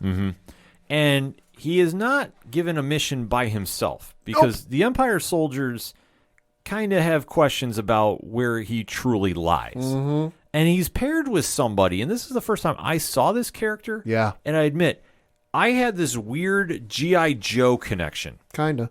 With Snake Eyes and Storm Shadow. It was a weird, they're very similar in their approaches, but very different in their methods. And this is a character known as Crosshair, who really looked like he was a Commander Cody clone. Well, they're all clones. Right, yes. but more so like the eviler version, if I can say that. Yeah, well, he was a part of the Bad Batch. He was there, as the name suggests, he was their sniper. He was their sharpshooter. And whereas the rest of the Bad Batch kind of saw through the lies of the Sith, to turn a phrase, he didn't. He was all kind of like, hey, listen, good soldier follows orders. I'm sticking with the Empire. Yeah. So they get assigned to go to the planet Desix, which is a new planet. Yeah, because reasons. Yeah. Like they say, they really didn't go too much of the background for it. There's really not a lot of Separatists planet we know of. I mean, we know of Sereno, which is Dooku's planet. There's been a couple shown in Clone Wars, but they were never really named. It's always just been, hey, the Separatists are here, and because they're here, it's aligned with the Separatists, but the general population doesn't agree with them. Yeah. We've never really seen a ton of Separatists planets that like, hey, we're rah-rah waving the flag of the Separatist cause. Yeah, so it was kind of like a quick thing, like, here you go, because we have somebody there we want you to go get. Yep. And that is the Imperial Governor that was in charge. Groton is his name. Yes. Who has been taken down. And he's being held captive. Yes. So they send them in on this very stealth rescue mission. And I thought they played this very well because they played to the strengths. You can tell that these two don't like each other, but they're professionals. Yes. And that's what I really liked about the dynamic between them. Because Cody was just sitting there just going like, I'm going to wind up shooting this guy. Oh, yeah. I cannot stand him. He's dealt with his type. Yeah, and Crosshair is just like, let's get down to business. I don't think we need to be making a lot of, peaceful negotiations. Let's get in, let's get out. No, and he shows off his skill during the episode. Yes, because as they wind up going into the governor's mansion or castle. Yeah, it's like a castle. Yeah, more or less like a castle. Yeah. They wind up taking out the snipers that are on the roof. Yeah. They wind up shooting at the tank, and there's a very cool sequence where Crosshair is firing at a droid on top of a tank. Jesus Christ, yeah. And at one point, he shoots down the barrel of the tank. Yeah. Blowing up and killing all of the people inside the tank. Like, I'm watching this scene going, the fuck is he trying to do? Yeah. And then all of a sudden, they cut to there's a shot of the crosshairs, no pun intended, of the sniper he's using, and it's pointed down the barrel of this tank, and I'm like, oh my God, he's going to do this? Yeah. Okay. I thought they really did a good job establishing him. Well, and especially there's the one sequence where it's him and Cody are in the stairwell of the castle. And they're like, oh, we can't get up there. Like, there's these guys up at the top. He's like, oh, don't worry, I got this. And he ricochets the shot up the stairwell. Yeah. And takes out the dude at the top. And I'm like, holy fuck. Yeah, that was a cool sequence. He's throwing his mirrors against the wall to get the reflection. Like, it was very Bullseye-esque. Yeah. So, given a little Daredevil vibe, just not as super crazy. Yeah. ... But I thought they did a good job about establishing them getting up there to go get the governor. And I thought that you could definitely see during this, Cody was starting to have a little second thoughts. Yeah, let's say the inhibitor chip I don't think is necessarily working anymore. So it's back to the Commander Cody we knew from Clone Wars. Right. So you can definitely see he is kind of thinking, okay, are we really doing this for the right reasons? Yeah, he's not on board. He's definitely not on board. So when they finally work their way through the castle, and like I said, they've spent about a good 10 minutes about destroying droids and working their way up. Yep. They finally get there, and they go confront the governor that's in charge now, Tawani Ames. Yes. And they're basically saying, okay, if you want this, governor back, well, guess what? We're out of your jurisdiction now. Yep. Because this is something we're not willing to work with you about this. And they kind of just saying about how they are basically saying we're done with the Empire. Like, we want nothing to do with you, and we're taking our city or planet back. Well, they know they can't trust the Empire because when it came to the end of the Clone Wars, the Republic didn't exactly give them a choice. It was like, hey, surrender or else. Yeah. And this is how the Republic rolls. So, I mean, it's not out Well, the Empire now, but yeah, the Empire. But, I mean, obviously, the early stages, you knew what they were trying to do. So, while this is going on, you're seeing, obviously, Groton is sitting there screaming, kill her. Kill her. Kill her. We're not dealing with this. And Cody's like, no, we're going to talk this out. Yeah, and Cody is trying to be the voice of reason, which is kind of odd to see him do. He was paired with the negotiator, Obi-Wan. Yeah. So he's saying, okay, like, let's talk this through. Let's do this. And then while he's like almost cut the deal to do this. So everything left but signing on the dotted line. Yeah, Crosshair is just like, fuck this. Yeah, bang. And kills Ames. And you just see Cody looking like, what did you just do? And Crosshair gives the look like, I'm just following orders. Good soldiers follow orders. Yeah. So you see Cody is now going, okay, what the hell are we doing here? Is what we're doing really for the good of the galaxy? Yeah, because now the Empire or the Republic has now taken over Desix. Yeah, the Empire, yeah. So now Groton's back in power, and it's basically he's now doing the thing he saw, and it's especially powerful with this episode because there was an episode in towards the end of season 1 where the Twi'lek planet Ryloth got taken over by the separatists, and Cody's group was one of the ones on the ground trying to liberate Ryloth, and he saw what happened on these planets throughout the Clone Wars. right. So he's now gone from, hey, we're trying to liberate and free these people from the oppression of the separatists and just give them their freedom, to we're doing what I saw the separatists do. Yeah. And we're now doing what I fought against, and I'm not okay with this. Yeah. So this is how the story really winds up. Cody is just in there with a lot of regret Yeah. and kind of saying, And I don't know if I want to be a part of this. yeah, I don't know if this is going to be my jam. I think I got to really sit back and rethink things. Yeah. Which, if this leads me to a Crosshair versus Cody battle, I'm all in for this. Me too. I think that this is where you need to set up. There's some other certain characters that can bail him out and give him some help. Hello, Captain Rex. Yeah, that's true. Rex is still alive. We haven't seen Rex makes it all the way to Return of the Jedi. Yeah, we haven't seen anything with alert. Rex. Yeah, we haven't seen anything with Rex lately. So No, we do know he shows up later in Rebels, which is after this takes place. yeah, so I mean, all bets are kind of off, but Yeah. I think overall they did a very solid job. I mean, final thoughts on this episode, Pat? Fun episode, some awesome action sequences with Crosshair, and I'm super happy to see Cody again. I'm interested to see where things go from him here with him. Yeah, no, I thought it was a solid episode. Like I said, a lot of action going on too. I thought they really established Crosshair. Yeah. That's the first time I saw him, and I'm like, okay, I could definitely see the Storm Shadow to Commander Cody's Snake Eyes. Like, you just see they're very similar but very different means, and you can tell that they're setting up for a battle between them at some point. Right.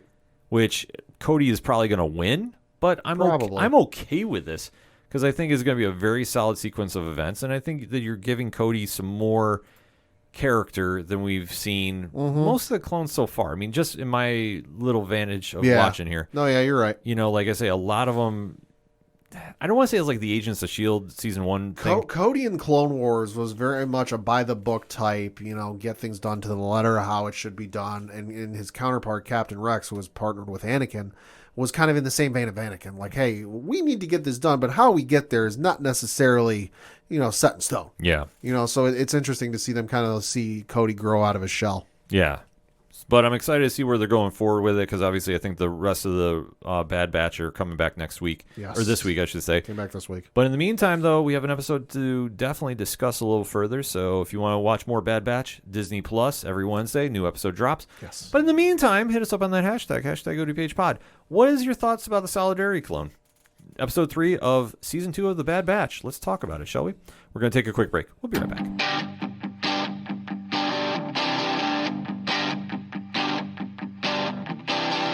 This is Tom from Tom Joe Lou, This is Matt from Sidemen Sounds. and you're listening to ODPH Podcast. Wanna go where no one knows my name, to the desert, the oceans, or the plains. 'Cause I wanna... Coming back for the final segment on this edition of the ODPH podcast. Pad, what you got? Got a couple things to talk about. First of which is we got a cinematic trailer for the upcoming Hogwarts Legacy game, which is coming out on February 10th. And I gotta say, the trailer looks really good. Didn't give a whole lot away, just kind of some mystery and some intrigue. If you pay attention, there's some interesting lines dropped. Notably, there's a Weasley ancestor who's apparently a professor. Didn't know that. Yeah, that was crazy. That was wild. But listen, it's a cinematic trailer. It's supposed to look sexy. It did. Gameplay, from what I've seen, looks awesome. Super excited to play this. It's been a while since I played a Harry Potter console game. Probably since Half-Blood Prince in 2006. Because I didn't play any of the Deathly Hallow ones because I didn't have any interest to. Because they turned them into first-person shooters, essentially. Really? Yeah, they did. Well, third-person. It was essentially a third-person shooter. Yeah, it was weird. Yeah, I was going to say, that's really weird. Yeah. So I haven't played a Hogwarts Harry Potter, console game since 2006. So it's been a while. But I'm super excited for this, and I can't wait for this to come out on February 10th. Got another trailer to talk about. This for an upcoming show that we are big fans of. Yes. Which drops on March 14th on the CW. Season 3 of Superman and Lois. Yes, let's freaking go. Oh my God, this looks awesome. Yeah, so Elizabeth Olek, Tyler Hoechlin, Yep. reprising their roles. We really weren't sure what we were going to expect. Obviously, there's a lot of interest going on here with the CW shows. Obviously, Yep. The Flash is on the final run. Yep. You have Superman and Lois returning. You have something called Gotham Knights. I'm just leaving that one alone. I want to have good, positive thoughts. What's going to be worse? Enter the game. It's a contest. Oh, man. It's a contest. I'm trying to think like how this is all going to play out because I'm going to watch the first episode. I've already committed. I'm going to watch the first episode. Mm-hmm. If I have to rip it apart, I'm going to rip it apart. I'm not trying to, but we have to keep this in mind. But the one thing that we had from this trailer that jumped out, obviously Jordan Elsas is not part of the show anymore. Yep. Michael Bishop is now playing the role of Jonathan Kent. Which I got to say, kudos to the casting department on casting him because holy shit, he looks like Tyler Hoechlin's kid. Yeah, no, he looks more like Tyler Hoechlin than Jordan Elsas did. Yeah. And we're big Jordan Elsas fans here. We are, So to see him step in that role, yeah, like you say, he looked really So, related to Tyler the Hoechlin. jawline is scarily similar. It was crazy. But the only thing that we got from this trailer is Lois might be pregnant? Question mark. ... Yeah. And we did get a lot of shots of Metropolis. Noticeably, the Daily Planet also getting destroyed, and the globe on top of said Daily Planet looking like it's about to drop on Lois's head. Yeah.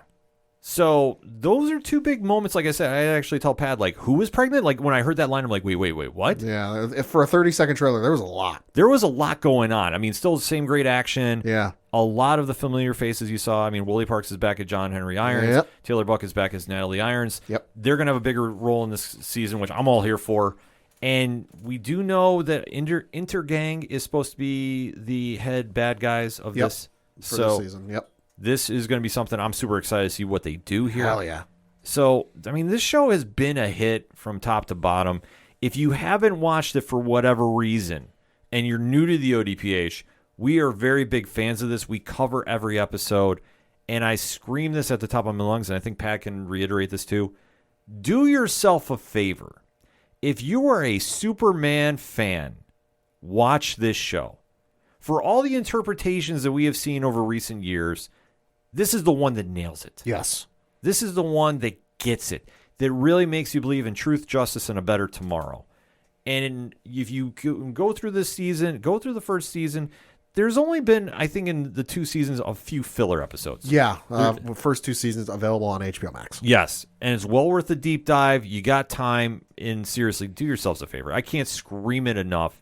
I'm excited to see where we go. We haven't heard anything about season 4 yet. I know that some people have already asked. Well, I would imagine we haven't heard anything officially about season 4, but I would imagine the fact that, like we talked about last week, with Greg Berlanti re-upping with Warner Brothers Discovery, to produce for television and streaming, I think it's a safe bet this show comes back for season 4. I would say too. If not here, I would say it would go to HBO Max. Probably. I wouldn't doubt it. I think there's a lot of people that are working in the higher ups that are very happy with the show. The ratings have been good. Yeah, from what I remember hearing, David Zaslav is a big fan of the show. Yeah. Which that's a pretty safe thing to keep your show going around. Exactly. So I think this show has a lot riding on it, and it's going to be a separate show from the Arrowverse. Right. We don't have to worry about anything with that.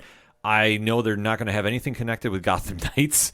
Yeah. I'm sorry. The initial trailer. Is it fair to say that, in our opinions, it's worse than the DC Titans trailer for season 1? Yes, it is. Yeah. Yes, it is. And I mean, maybe it'll be misleading. Like I said, I've committed to watch the first episode. The only thing I'm more disappointed than that is what I found out this week about the Suicide Squad Kill of Justice League. What's that?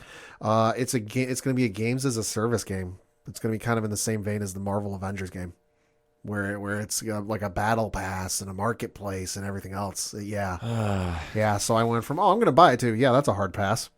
No, I'm still in on it. If nothing else, Kevin Conroy's last. I'll watch Batman. I'll watch the YouTube videos of the cutscenes. No, I mean I'm in it. I still play Marvel's Avengers. I know we're getting a little sidetracked. I still play it though. It just came out with Winter Soldier. I mean 2 years later still, but still giving me something to do when I'm not actually doing reviews. Enough said.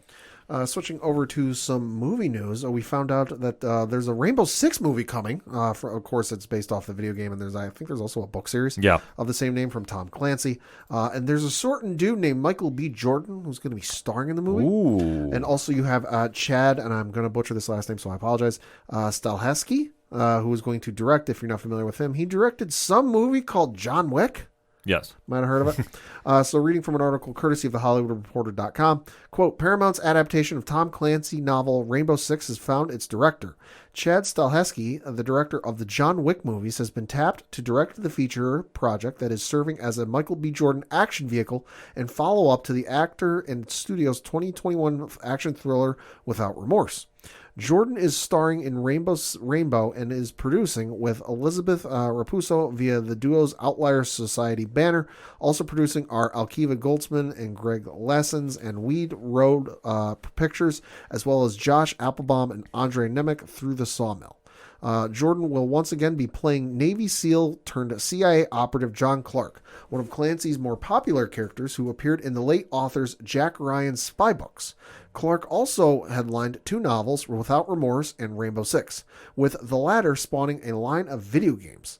Remorse served as a Clark origin story of sorts and was made during the pandemic. With theatrical releasing in flux, Paramount offloaded the movie to Amazon, where it debuted April 30th, 2021.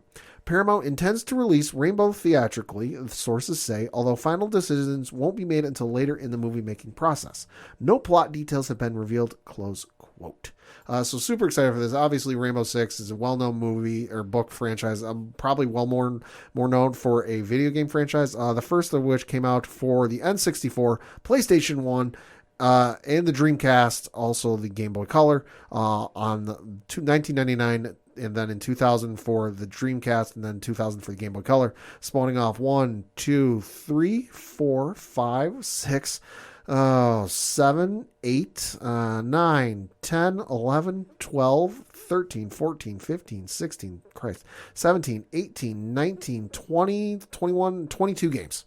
Wow. And the across various consoles, from the PC to the PlayStation 1, the Xbox, PlayStation 2, the GameCube, PlayStation 3, the 360, mobile phones, the PSP, PS4, Xbox One, the PS5, the new Xboxes, the Luna. It's been on everything. It's obviously a well-known franchise. It's even played competitively in some video game competitions across the world. I'm interested in this. I'll be honest. I remember that first one, Without Remorse, coming out on Amazon. I was like, Michael B. Jordan, I'll get around to it if I get around to it. Never did. Had no idea it was tied into this. So now that I know this and it's going to have this sequel coming out, I might actually go back and check it out now. Anything Michael B. Jordan's in, I'm watching. And we are on Creed Watch now, too. Just watched the first one for the first time the other night. Super excited for Creed 3. Yeah. You haven't even seen Creed 2 yet. Oh, I know. That's coming soon. This is a great franchise. And like I said, he's poised to have a big year, too. I'm excited to see what is going to happen with the show or this movie. Like I say, it's interesting. And like I say, Tom Clancy stuff I'm usually into. So I'm definitely going to give it a shot. Yeah. And lastly, and certainly not leastly, we got a confirmation that one of my new favorite movie franchises is getting a fourth adaptation, and that is the Rush Hour franchise. Now, I realize I'm a little late to the party on this one, but I just watched the first three not too long ago. So the fact that we've got a fourth one coming, I'm super excited for. Reading from an article on Deadline.com, though, it reads, quote, Jackie Chan made a rare onstage appearance at the Red Sea Film Festival Thursday, where he told fans that he is currently in talks to make a fourth Rush Hour movie. Quote, we're talking about part 4 right now, he told the festival crowd, adding that he was going to meet with the film's director this evening to discuss the script. He did not identify said director, but American filmmaker Brett Ratner directed all 3 previous versions. Ratner hasn't directed a film since 2014. In November 2017, 7 women, including Olivia Munn and Natasha Henstridge, accused the filmmaker of sexual harassment and misconduct, causing Warner Brothers to sever all ties with the producer-director with whom they had a lucrative deal. Chan starred in 3 Rush Hour films between 1998 and 2007 alongside comedian and actor Chris Tucker. The franchise follows a Hong Kong detective inspector who forms an unlikely relationship with a loudmouthed LAPD officer to solve a series of international crimes. The original Rush Hour grossed $244 million worldwide for New Line Cinema, and it cemented the Hong Kong-born Chan as an English-language action star. However, Chan said that he expected the film to bomb at the box office, and he had planned to quit Hollywood for good due to the lack of interesting roles he had been receiving. I tried so many times to go to Hollywood, but after that I said, no more Hollywood, because my English is not good. They're not my culture. They don't like this kind of action, he said. Oh boy, was he wrong on that one. Chan said he only received scripts about East Asian detectives in America, but he was keen to expand his creative endeavors when the script for Rush Hour passed his desk. My manager said, look, there's a script, it's called Rush Hour. I said, no, Hong Kong police, I'm not going to do it. He said, Jackie, why don't you try last time? I said, okay, this is the last time. After the film was released, Chan said he received a call from Ratner and Tucker who said, dude, we're a huge success. We're $70 million in the first weekend. For me, I don't have a count of what 70 million is. I don't know the box office. I just know it's certainly a success. And then they made part 2 and part 3, he added. So super close quote, super excited for this. I love the first 3 Rush Hour movies. 2 is the better of the 3, but they're all fantastic. So the fact that we're going to get a 4th one, please give it to me. Great franchise for its time. I'm interested to see if they can capture the magic again. It'll be interesting. I really am. And I always thought the soundtracks are really good. The soundtracks are awesome. If you haven't deep dived into those. Yeah, oh yeah. Arguably, I have to say, like, the last great from track 1 to the last track. Yeah. Like, solid through. Oh, yeah. For a movie soundtrack. But, yeah, they do a lot of great things with that. So, that said, it's time to talk some comics. Uh-huh. A lot of stuff at the shops this week. A lot of stuff. But I want to start off just kind of clarifying something that came across online. There was a little confusion on what's happening. So, I went to the source itself, Marvel.com. Okay. So, there is a big X-Men crossover coming out. Okay. Sins of Sinister. Okay. So, we heard about this at New York Comic Con. And people were very curious to see about the fate of X-Men Red, because what's going on is the event is taking place, and they're going to do like what they did with Age of Apocalypse. Okay. Where the regular series stops for a bit, they do a separate series, and then they come back. But I want to just read the official statement from Marvel.com. Okay. Quote, in just a few weeks, the entire Marvel Universe will be twisted beyond the limits of your imagination by the Sins of Sinister. The highly anticipated X-Men crossover saga will kick off January 25th in Sins of Sinister #1 before unfolding across 3 limited series that will replace Immortal X-Men, X-Men Red, and Legion of X starting next month. So Immortal X-Men will take place instead of Immortal X-Men. Okay. Instead of X-Men Red, we're going to get Storm and the Brotherhood of Mutants. And instead of Legion of X, we're going to get Night Crawlers. Okay. So I know I paraphrased the last statement there, but I'll just put end quote on it. So for more information on that, they do have it up at Marvel.com. I'm super excited to check this crossover out. Anytime they do something like Age of Apocalypse, which for its time it still holds up. Right. Absolutely groundbreaking crossover idea. I think it's great to do it. And especially with what they've been doing with the X-Men franchise. I know it's been a little different since Hickman left. Right. But it's still been some of the best books out there, so you definitely want to go check that out. So we'll just kick off with Marvel first. I know they got a big week going on. Dark Web is going strong. There's an X-Men 3 tie-in to it as well.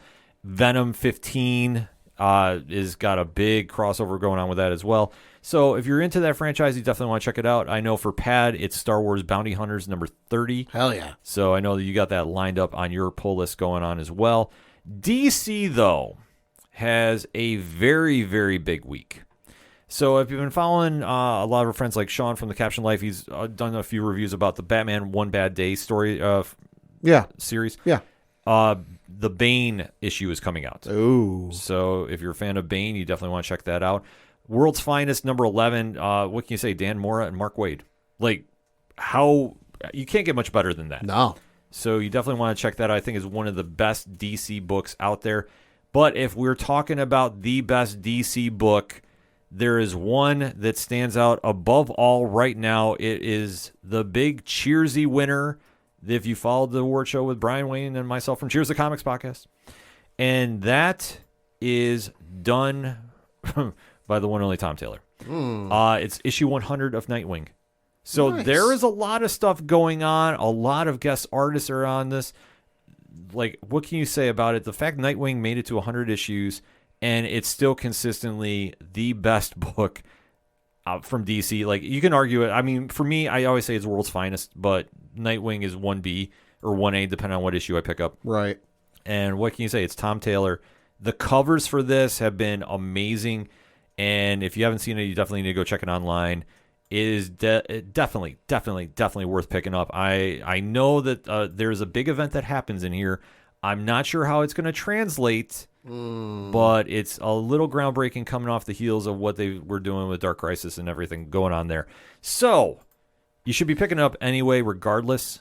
But if you haven't, definitely make a point to go pick it up this week. Nightwing 100 from DC is one of my biggest picks of the week. However, though, the stuff I have lined up for Parlay Points this week, absolutely insane lineup going on. Comixology Originals had a very big week, and I know there was some late-breaking news going on with that. We'll probably touch upon that next week when we get a little more information going on, but I know there's some people that were hitting up right before we came on air about it. So I'm not really ready to discuss it because I'm just trying to get all the facts lined up for that. But they had a monster week of books come out, and kicking off had to be Edgeworld number 6. Now, Pat, are you familiar with this franchise? I don't think so, no. So this is one you're going to definitely want to keep your eyes out for because the series is actually getting picked up by Amazon Studios for an animated series. Oh, okay. So they just came back with their second arc.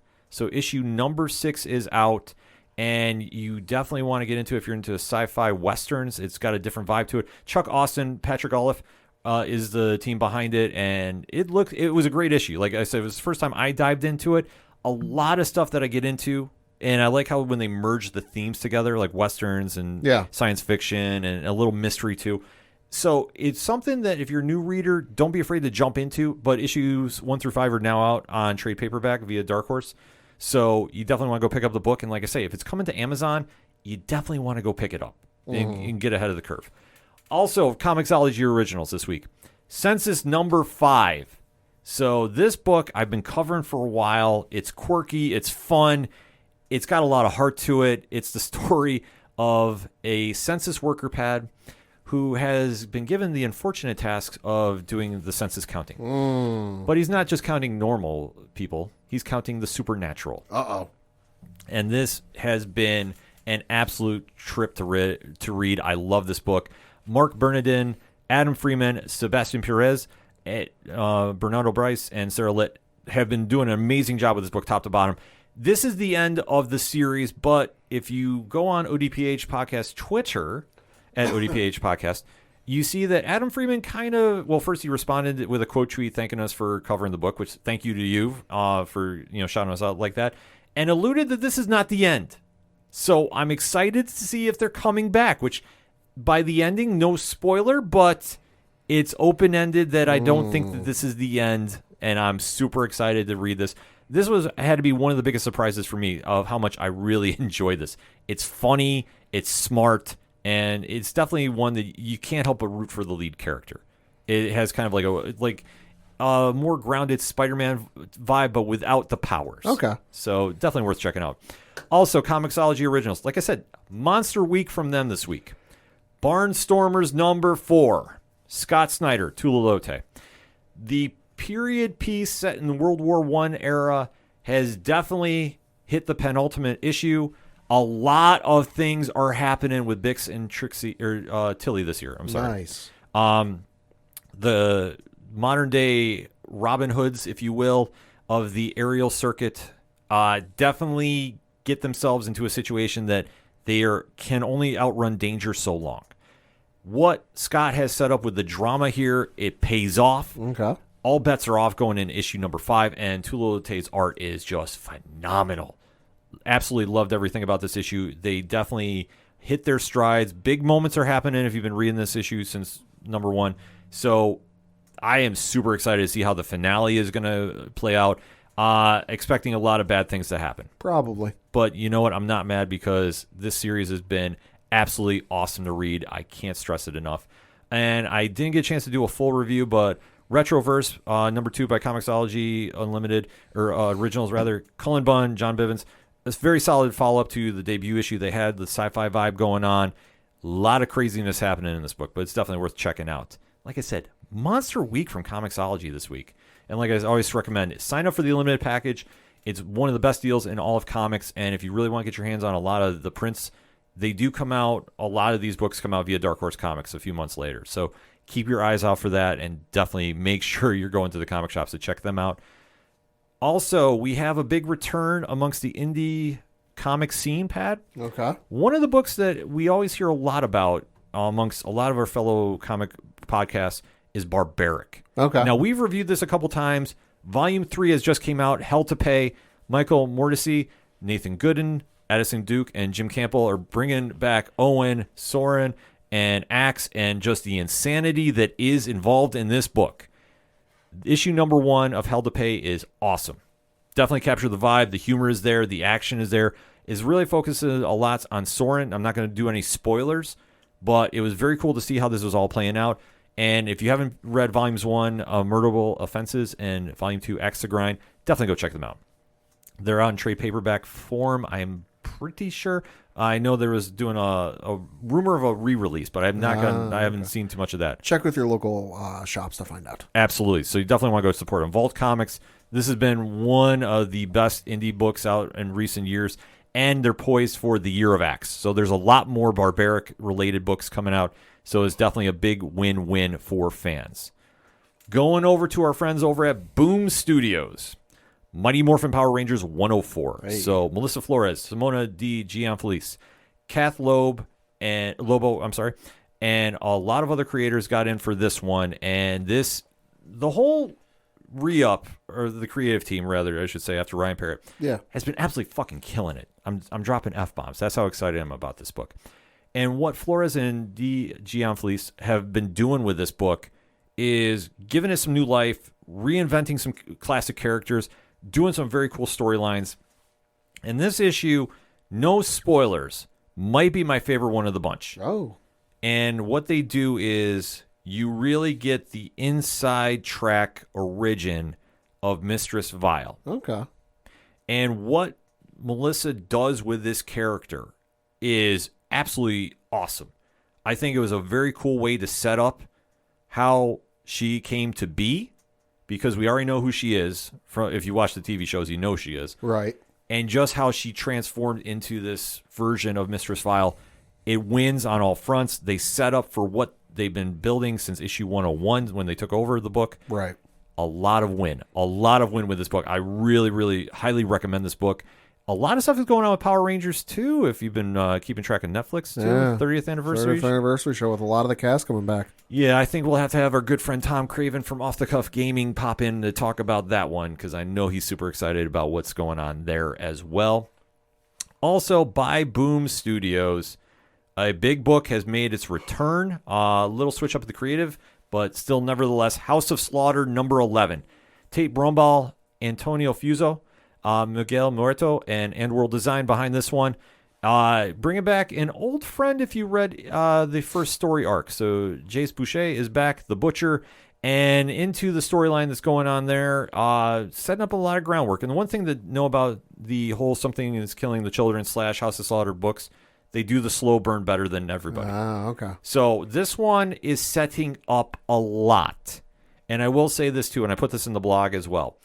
If you have younger readers, there's a lot of very intense imagery because they open up with monsters doing what monsters do best. Reader discretion is advised. Yes, and I want to make sure that's stressed out because I would show Pad the panels, but I know he's not into horror stuff. I don't do horror. I know, and that's why I'm saying I'm not showing you.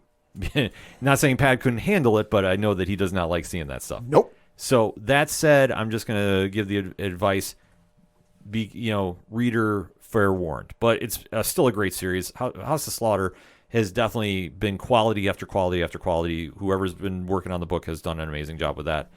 And my last big pick of the week, Immortal Sergeant #1 Image Comics, Joe Kelly and Ken Nimura. You know them from I Killed Giants. They're back together, bringing you a police detective story. There's a lot going on with this as the lead character, Sarge, is going into retirement. So they're doing a little building of the groundwork for it. The book moves very fast. You're kind of putting stuff together a little bit here. So they definitely keep a lot of stuff vague for reader interpretation, in my opinion, but still a great read. You definitely want to go check that out. And as we always say here at the ODPH, support your favorite local or independent podcasts that cover comics. And always remember to go support your local comic shops. That said, for everything and everything that is the ODPH, you can find it at odphpodcast.com. That's it for this week. So for the one and only Padawan J. Thank you. I'm your host, Ken M. Thank you as always for listening to the ODPH podcast, better known as the Ocho Duro Parlay Hour. See you next time.